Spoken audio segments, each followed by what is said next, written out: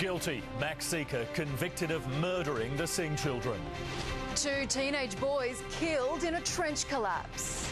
A digger killed in close fighting in Afghanistan. And Big Artie's statue unveiled at Suncorp. This is 9 News Queensland. Good evening. A jury has found Max Sica guilty of murdering the 3 Singh children in one of Queensland's most shocking crimes. He faces life in prison for brutally killing his ex-girlfriend and her brother and sister in their own Bridgeman Downs home. A mother's anger. I know my son. Let's go, Maxine, you understand? My son is innocent, man. Maxine, family. You got it. You know. People know.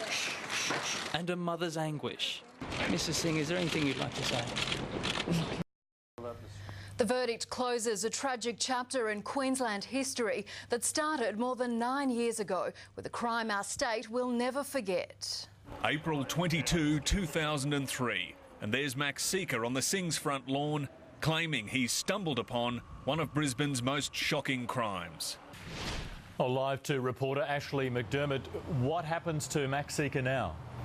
Well, Andrew, Max Sica will be sentenced at 10 a.m. on Thursday. He is facing possibly 45 years in jail before he can even apply for parole, so that is minimum jail time.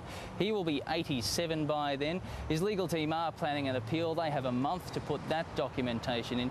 But it's not Max Sica's only legal issue. He is facing other unrelated charges, child sex and rape charges, allegedly involving an 11-year-old girl, Andrew. More to come. All right, Ashley, thank you. The small North Queensland town of Ayr is in mourning after the death of 2 teenage boys. The cousins were building a cubby house in a drainage dam when a wall gave way. Grieving families embrace at the scene of a school holiday disaster. Joel Dry is live in Ayr tonight. Joel, what is being done to stop this happening again?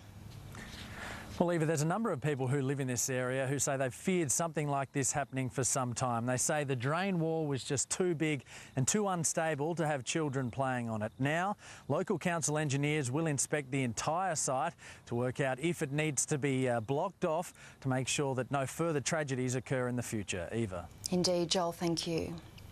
An Australian SAS soldier killed in Afghanistan has been described as a highly professional and greatly respected man.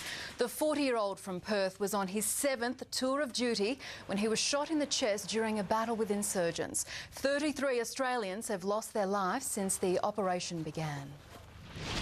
The parents of murdered schoolboy Daniel Morcombe are devastated they can't bury their son almost a year after his bones were found at Beerwah. Police won't release Daniel's remains until forensic testing is complete. When someone dies, you can usually have a funeral within a few days. Those bones do belong to Daniel. What is the point of holding them for an indefinite period of time and just causing further agony to the family? Daniel's parents are planning a public funeral with a bike ride in his honour. After weeks of bluster, mining magnate Clive Palmer has decided he will not run for the LNP against Labor Treasurer Wayne Swan. But the billionaire says he still wants to be an MP. He just hasn't decided which seat he wants to represent. He was the godfather of State of Origin, a proud Queenslander and a Maroons legend. A statue of Arthur Beetson has been unveiled to stand forever outside Suncorp Stadium, showcasing Big Artie at his finest. Got it away to Beetson. Beetson's in for the try. If you remember Arthur Beetson like this, you'll remember him like this. Not Big Artie, but Artie at his best. A stocky, stubborn 20-year-old with steely determination in his eyes. And so outside the Cathedral of Rugby League now stands the holy trinity of stars, Lockyer, Lewis and the godfather, Arthur Beetson. But the big question is, who's going to be next? Yeah, they are imposing, the 3 of them there together. Yes, let's hope they get us over the line. Up next, Campbell Newman faces the tough questions. That's a broken promise, isn't it? Health alert, the new strain of pneumonia striking down Queenslanders. And the Aussie actress channeling Princess Di.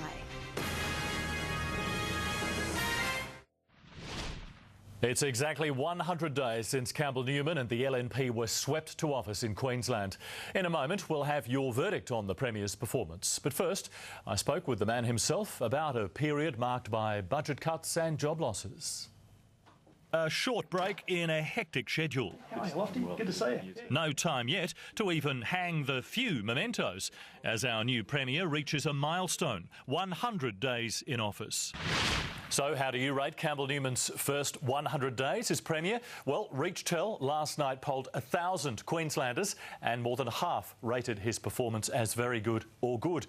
It also seems he has plenty of support for cutting the public service. 52% agree. As for the Premier's party, well, the LNP is now even more popular with 56.5% support compared to 49.7% on election night. A deadly strain of bacterial pneumonia is on the rise and hundreds of thousands of Australians are at risk. Pneumococcus pneumonia causes the lungs' air sacs to fill with fluid and strikes down people of all ages. It's a really deadly disease. About 2,500 people in Australia die every year from bacterial pneumonia, and pneumococcus is right up there at the top of the list. High fever and sore lungs are among the symptoms. The good news is you can protect yourself with a free vaccine. Naomi Watts certainly looks the part for her new movie, in which she stars as the late Princess Diana. Photos show the Aussie actress bears an uncanny likeness. The film, Caught in Flight, charts the last few years of Diana's life. And now to sport as well. Thanks, Lofty. And the nerves are starting to jangle as our boys deny injury worries in the camp. Another big name bites the grass. And Bex gets cranky with the mascot. And I'll have your forecast for the State of Origin decider.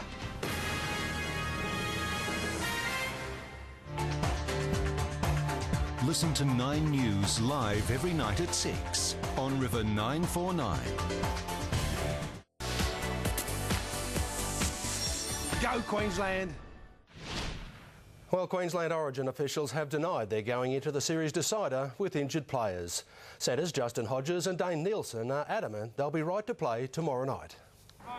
If this afternoon's final preparations are anything to go by, there really are no fitness concerns in the Maroons camp. According to the coach, it's just been fodder for the media. Wimbledon keeps bringing surprises, with the women's world #1 now out of the tournament. Maria Sharapova lost her 4th round match to German Sabine Lisicki in straight sets. And tomorrow morning, the Today Show will be giving away 2 double passes to the Origin decider to the best-dressed fans. All the fun starts from Suncorp at about 6. And my sources also tell me that there'll be plenty of sausages served for the morning. Putting the feed bag on at the footy, that sounds pretty good to me. Origin tickets and sausages are all too much. Thanks, Wally. To the finance and the share market was flat today with the banks mostly down. The All Ordinaries Index eased 6 points. Our dollar's heading towards $1.03 US and is stronger in Europe. Well, Gary's in next. Gary, felt pretty cold. Any records broken? No records, but it was very cold this morning. Probably tomorrow morning, coldest morning of the year at the moment. 15 degrees in Brisbane. All the details next.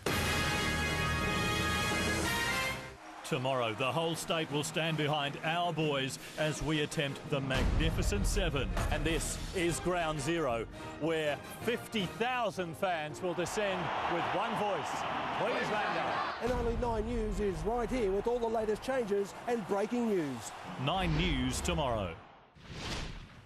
It's been a dry start to July, but will it continue for the decider, Origin 3, where we're looking at fine, clear skies. Around kick-off, it will be down to around 11 degrees, so cool for the match, perfect for the players. The winds are southerly at around 12k and humidity at 72%, looking ideal.